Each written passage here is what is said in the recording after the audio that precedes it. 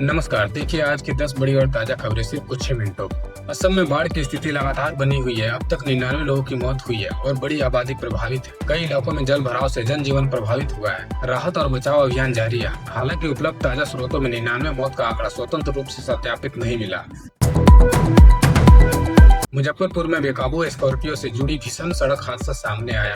वाहन ने 3 लोगों को रौंद दिया। इसी जिले में पुलिसकर्मियों को स्कॉर्पियो से कुचले जाने की खबर भी प्रमुखता से है, जिसमें से एक बीएमपी जवान की मौत और 2 पुलिसकर्मियों के गंभीर घायल होने की जानकारी दी गई है।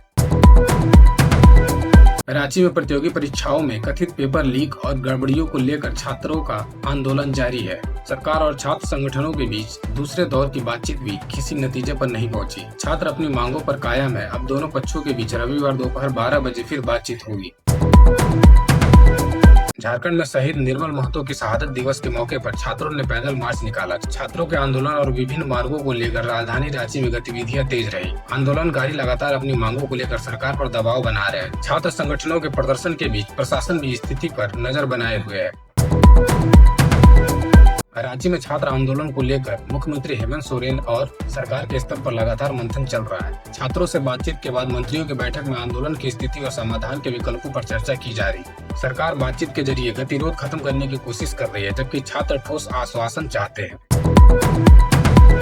प्रयागराज में अतीक अहमद के बेटे अबान को उसके पिता की कब्र के पास दफनाए जाने की जानकारी सामने आई है। अबान की मौत सड़क हादसे में हुई थी। अंतिम संस्कार से पहले उसका शव परिजनों और करीबियों की मौजूदगी में रखा गया था। घटना के बाद पोस्टमार्टम और अंतिम संस्कार से जुड़ी प्रक्रियाएं पूरी की गई। फुटबॉल स्टार लियोनेल मेसी के परिवार में शोक की खबर सामने आई है। उनके पिता जॉर्ज मेसी का 68 वर्ष की उम्र में निधन हो गया। जॉर्ज मेसी लंबे समय तक अपने बेटे के करियर में महत्वपूर्ण भूमिका निभाते रहे और उनके एजेंट भी रहे। निधन की खबरों से फुटबॉल जगत और मेसी के प्रशंसकों में शोक है। प्रयागराज में राहुल गांधी ने युवाओं और छात्रों से संवाद किया। उन्होंने छात्रों को देश की शक्ति और शान बताते हुए उनके मुद्दों पर चर्चा की। कार्यक्रम में शिक्षा, युवाओं की भूमिका और देश के भविष्य से जुड़े विषयों पर बातचीत हुई। राहुल गांधी ने युवाओं की आवाज और भागीदारी को लोकतंत्र के लिए महत्वपूर्ण बताया।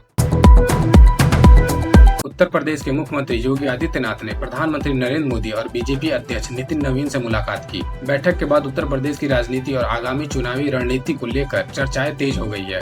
मुलाकात को संगठनात्मक तैयारियों और चुनावी रणनीति के लिहाजे से महत्वपूर्ण माना जा रहा है। डीएमके सांसद कन्नी मोझी ने परिसीमन को लेकर पार्टी का रुख स्पष्ट करते हुए कहा कि डीएमके ने कभी परिसीमन का विरोध नहीं किया।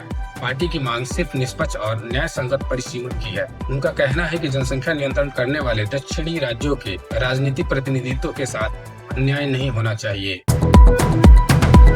तो ये थी आज की बड़ी खबरें। ऐसी ताजा खबरों के लिए जुड़े रहिए हमारे साथ। नमस्कार।